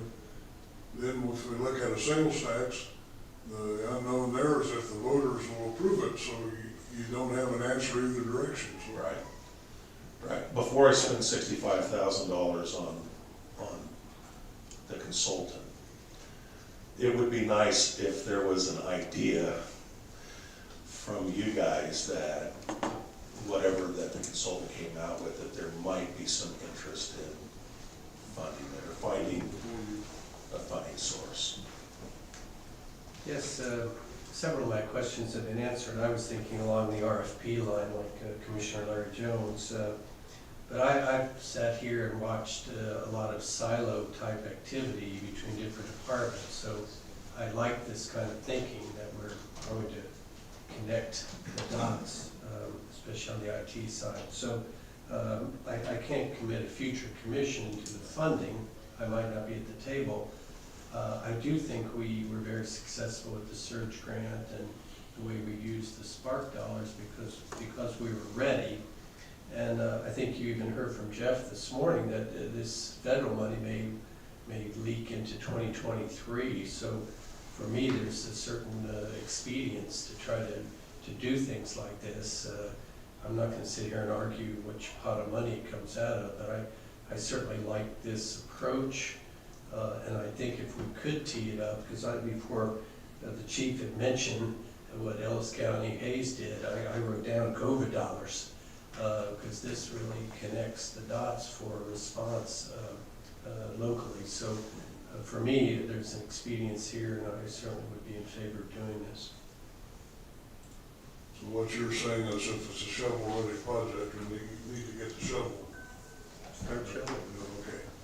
And there could be some funding alternatives. I think the city has used some alternative funding sources to draw out over a period of years to pay for projects like this. So it may not, if they, let's say they came up with a $3 million recommendation, that you may not have to come up with $3 million right then either. But we have some time to explore that, because like I said, it's going to be 6 months to a year before we even get a recommendation. I have one final question you may or may not be able to answer, but let's assume hypothetically it's a $2.5–3 million project. As you guys understand it now, is that we need to write the check at the beginning or somewhere early on in that project, or is this a lease, much like the Motorola radios were, so that we pay for it over some years? Well, I would suggest that, and again, as Dr. Clifford mentioned, he may not be at the table here. Well, in 4 weeks, I won't be at the table either. So with my retirement, so what we did in the past, Commissioner Jones, is we financed our last NDC and RMS CAD system all for a 5–7 year period, and so we were making, I think we make $170,000 a year payments on it. So we financed it. Finance company writes RMS CAD the check, and off we go. Okay. All right, thank you, guys. Does that answer your question, sir? It does. One more before you quit. 2.5 to 3 million, now is that per entity or total? Total. Okay. Total, yeah. So there wouldn't actually be a $2 to $3 million cost to the county. It would be much smaller, half or so, yeah. And talking to the consultant, the good thing about the consultant is they'll look at what our needs are here. So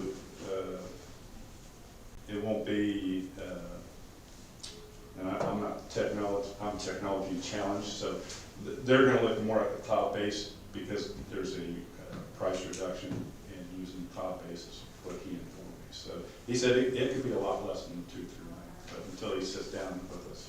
And then I think they'll break it down to each entity, what their percentage would be of the total project. So, I mean, it's possible that the county's share would be 50% and the city's 50%. And so if it's $3 million, then it's just $1.5 million for the county. Yes. Yeah, right. So before we go any further, it sounds to me, well, you guys, I'm asking you to make a decision if you want me to spend this $65,000 on a consultant and see what they have to say. And if that's what you're interested in, I would also like you to approve the spending of, I think it's $49,000 out of that inmate phone fund as part of my $65,000, and then the rest I'll just come out of my budget for. Go ahead, Lon. My question is for Mike, and I'm not trying to pin you down as far as what the city commission might say tomorrow. I'm not asking for a specific But in your conversations with the city, is there a receptiveness there? I believe there's support, even in the joint commission meeting we had, there was a lot of interest in moving forward. As one of you said, the idea of us working jointly together, that we've never had a joint records management system, is something the sheriff and I have been talking about for a while, and it's time. It's the amount of time that is wasted for one of my detectives to go over to the sheriff's office records, when we can put that time out there. Yeah, so I believe there's some interest in it. And again, if you say yes, they say no, we're done. Yeah. Or you say no, they say yes, we're done. So. And then Holcomb, as I remember in that joint meeting, as they were sitting there, one of the commissioners and the administrator, there seemed to be some receptiveness there too. Yes. And based on the fact they were a part of this discussion. Yes, Chief Williams sent me a text message saying that, because in our proposal is the sheriff and I would pay half each, and then Holcomb would pay a little bit toward they have the chief and one or two officers, so it's minimal. But out of good faith, they're going to offer up, I think it's $3,000 towards it. So it sounds to me, that's a sign that there's support from the Holcomb Council. Yeah. I think, do you have a feeling that maybe this needs to be discussed a bit further, or Dory's saying you can't spend the money, and you're saying you can out of that account? You have before, I know we have. and there was never any concerns by the auditors during those times. The auditors are okay with it? They always were before. There was never any concerns brought up during the audit about the use of those funds, especially when I've probably spent about $170,000 over the previous 3 years for those body cameras, and then before for other items that have come up of need, and the auditors have never said anything before that. Well, we need to resolve this. Commissioner Clifford has another call here, so. So I would suggest that we check further with the auditors then. I do have recent information that that fund is not to be used for that. Can we table this? We meet again, Kevin and Mike, on the 15th. That's before you actually depart, so 2 weeks from today. And in the meantime, we could check with the auditors and satisfy that question and give the commission time to think about it and perhaps answer your question. So, is that agreeable with everybody? Mr. Chairman, go ahead. Go ahead. Well, I was going to say, again, it kind of is getting into the means of county government. And I'm more of the spirit of, yes, we need to make sure we're doing things that will pass muster with the auditor, and I think that question needs to be resolved. But if Mike and Kevin want an answer today, and the auditors say they can't be done from that fund, then I think it's up to Kevin to decide, can he spend $65,000 out of his budget, and what's that going to displace in his budget? So I think we make a decision today on, we're okay with the possibility of something coming up in the future. We're okay with the hiring of a consultant, and then it's up to the staff to decide if the auditors say, no, you can't use that fund, that they need to figure out where they're going to come up with the money. And if Kevin can't find that money, then the study's not going to happen. I think that sounds fair. Okay. All in agreement? I'll agree with that. I agree. All right. Thanks for your time, guys. Thanks. We'll see you one more time before you go over the hill, Mike. Thank you. Do you mind if I alter the alignment here? Would you like to give us a quick report before you depart? Sure, thank you, Mr. Chairman. Attended the Economic Development meeting, Compass Mental Health Board meeting. Was able to make it to the governor's visit, and appreciate my fellow commissioners' comments about how well that is going at the vaccination station, as I like to call it. We had a vaccine meeting and then the Spark meeting with Jeff and Julianne. That's all I have, and I'll be back for your 1 o'clock session with the city. Thank you. Okay, we understand your call. Bill, if you have just 30 seconds, a question when you mentioned Compass Mental Health. Are they seeing an increased number of people asking for mental health assistance with the COVID stuff over the last 12, 13 months? Yes, and revenues in January were unprecedented for Compass. So has not overwhelmed Compass, but it definitely, if revenue is a marker of activity, very much so. All right, thank you. All right, next on our agenda is board governance. Is there anything that needs to be discussed today? Long, do you have? Well, I don't have anything specific, but I think, and Larry may have joined in on the KLPG. Well, no, you weren't here Friday. Yeah, I was on one. Okay, but anyhow, so he may have something else as well, but there's still things in the legislature that are, that do concern county government, and that we're trying to monitor, and I'm monitoring those through a KAC perspective. Larry's more or less doing that through the KLPG perspective. Friday, I think it is, this week is turnaround time, so there's nothing happening with committees this week. It's all on the floor, both Senate and House this week. So they're closing in on their spring, to the time of their spring break, if you will. So, but there are things that we still need to be concerned about. And one of the bills, and I didn't bring the number here, that we were watching, we were told last Friday by KAC, is no longer an active bill. So some things have happened There's positive. one on property tax. I don't remember if that was. Was that the refund, you know, they were gonna refund, if the business was affected by COVID, they could ask for a refund of their That might have property been, tax. that might have been the one, yeah. I just might have dawned on them that, Yeah, counties don't have that type of that might have been the one. funds available. Yeah, I just know it was one that pleased the KAC. All right, moving right along back to the agenda.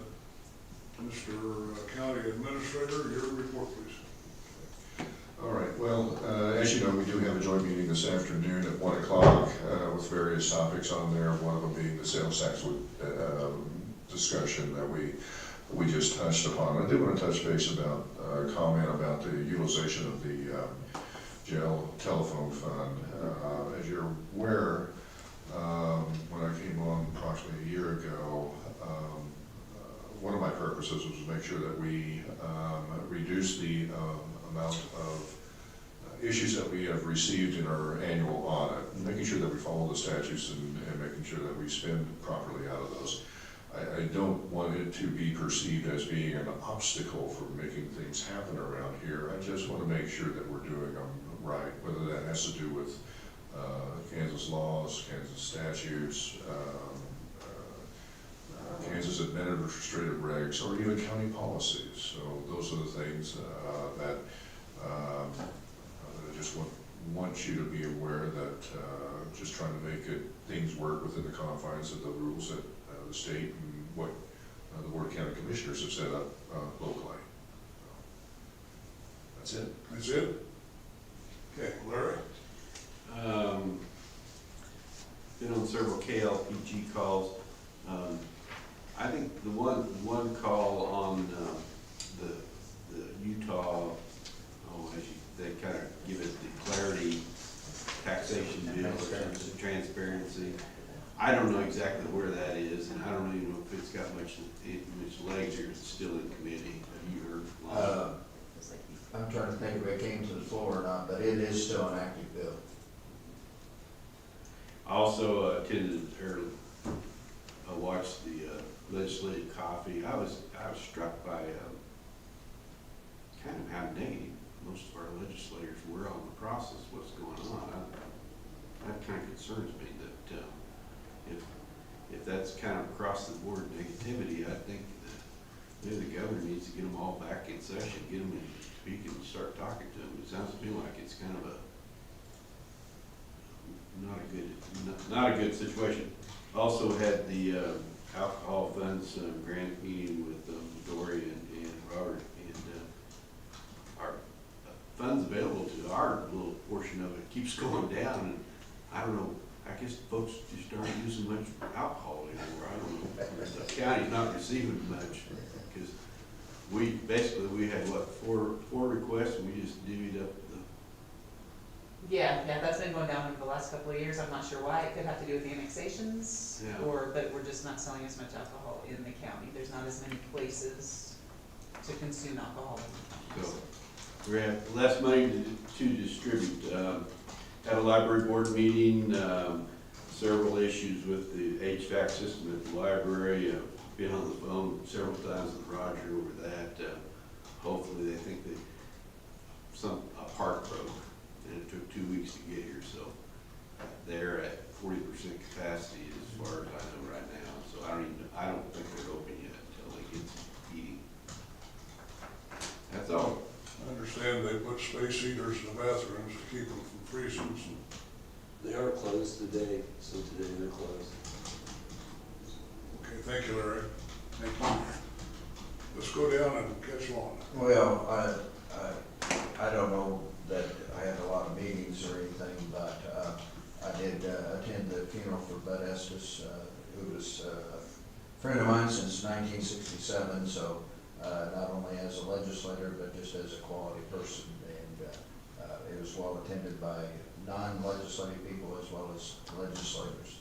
And that's about the only thing that I've done. I have received a couple of phone calls, one with regard to some property near Pierceville that I'm doing some research on, and another one, a resident in Finney County questioning the tax on antique vehicles, and I'm doing some research on that as well with staff. So just a couple research things that I'm doing on behalf of constituents.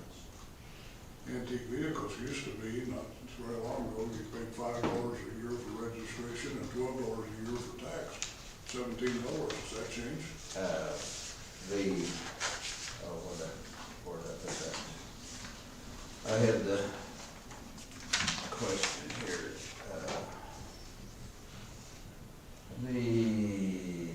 Have a concern about the taxes the county is placing on antique cars and trucks. I don't believe a vehicle that is waiting to be rebuilt should be tagged and taxed until it is rebuilt. So something about, and I don't know the response to that. I'm going to take it to our treasurer and clerk and visit with them and see if I can find the answers. Dwayne? I'll pay about $16 on something like that. Okay. Several things. The Fair Board was scheduled and canceled 2 or 3 times during the cold spell, so assuming we're going to have a catch-up here meeting this month. Several constituent calls as well. Biggest thing was Great Plains. We had our budget, and believe it or not, it came out pretty positive. I mean, first time in quite a number of years, so it was very encouraging. Biggest thing, well, not the biggest thing, but we do have a primary lien holder auction coming up on a construction company who has exhausted all of his appeals and efforts, and so we're actually going to have a farm sale. So that's kind of interesting. That's the first time I've ever had one of these on that commission, but primary lien owner going to get a sale. I don't think we'll break even, but anyway, that's it. One other thing I did forget to mention is I'm taking Larry's place on the Workforce Investment Board, and I did receive an email from them the other day that they're waiting on some other appointments to the board before they do some communication. But I was joking with Deb, the CEO of that group, that I'm a recycling believer because I was at one time chairman of that Workforce Investment Board. Deb was the assistant CEO at that time. So. Well, you'll know all the ins and outs because most of the people that were on with me are off. So, but I told her I believe in recycling. So. They've been hard on county commissioners on that board. So speeding tickets between here and Great Bend. I don't have much to report if you guys are through. The Finney County Committee on Aging meeting was canceled due to cold. Had a couple of the Spark Thursday meetings, and we've talked about that probably enough. And I did attend the planning commission. We had no county cases on board, but went over to see a couple city cases, how those would be resolved, and there were some fireworks involving the next development east of Pheasant Hills, so that was rather interesting. I then I've attended three things down at the exhibition building, including the governor's visit briefly. She was, I think she was impressed with Garden City. In listening to her conversation and then seeing what little press coverage or paper gave that visit, she had a grand tour of some of the things at the community college. I don't know where else she went, and then came to see our operation. So that was good. Our folks look increasingly better all the time. I'm proud of our county employees. With that, is there anything else before we adjourn and come back at 1 o'clock? If not, did you hear that? We stand adjourned. You could do better than that.